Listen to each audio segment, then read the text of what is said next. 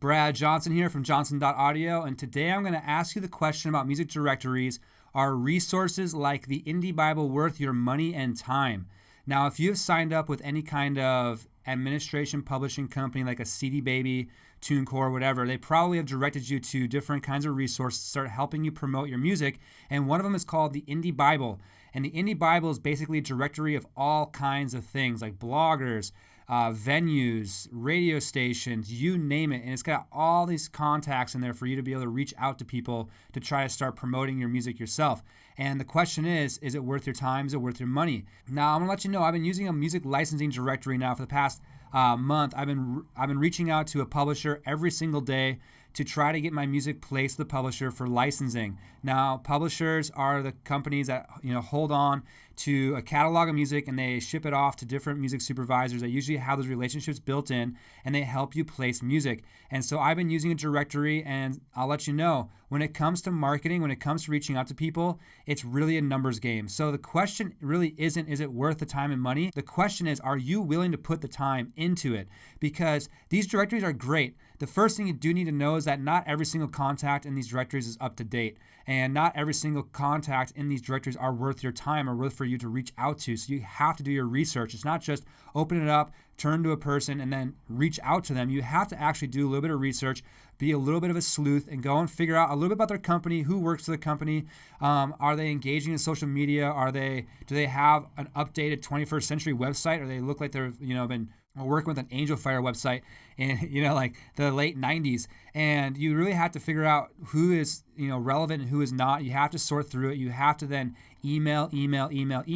So right now I can't really answer the question, is it worth it? I've been working with this music licensing directory for about 30 days. I've reached out to 30 different companies in 30 days, and I have received back probably 2 rejections. I also received back 2 exceptions into a music library and into a music pitching company. And so it really is just a numbers game, and you can take it as far as you want. There's a lesson in being able to just keep putting stuff out there, and it's going to be really discouraging. At least it's really discouraging for me, because you constantly put all this energy into something and you don't hear anything back. And you start getting kind of insecure and antsy, and you want to check your email all the time, and you want to see if anybody's reaching out to you. And you really just have to just realize that it's not about that. It's just about, are you going to put in the long haul work to be able to just keep reaching out, get a little bite, and then see where it takes you. And some of these bites too, you never know where it's going to take you. It might be a dead end, and you just have to be okay with that. This is the path. So these resources like the Indie Bible, I would say, are absolutely worth your time if you are going to be putting in the work, if you're actually going to go ahead and do the research and not just reach out to a couple of people and not having anything come back to you and you'd be like, okay, this is dumb. You actually have to just continually hit the grindstone, and don't use it as your only resource for networking. This is a great resource for networking online, but you still have to do in-person networking. And this is something that I need to challenge myself to do more of, and I think we all do.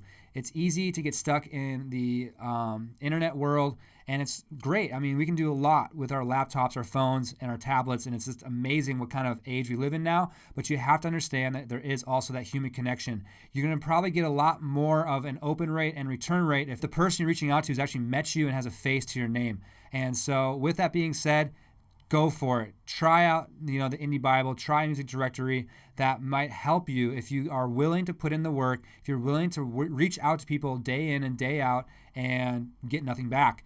And just know that if you reach out to 100 people, you might hear back from 2. And those 2 might say, we're not interested. Then you have to reach out to another 100 people, and then you might hear back from 2. And then maybe 1 says, yeah, I'm interested. And you just have to keep going and see where it takes you. So I hope you got something out of this. Give me a thumbs up if you did, and leave me a comment below if you have any experience with anything like the Indie Bible or whatnot. I'd love to hear it from you. If you have any questions, reach out to me. Hit that subscribe button, please.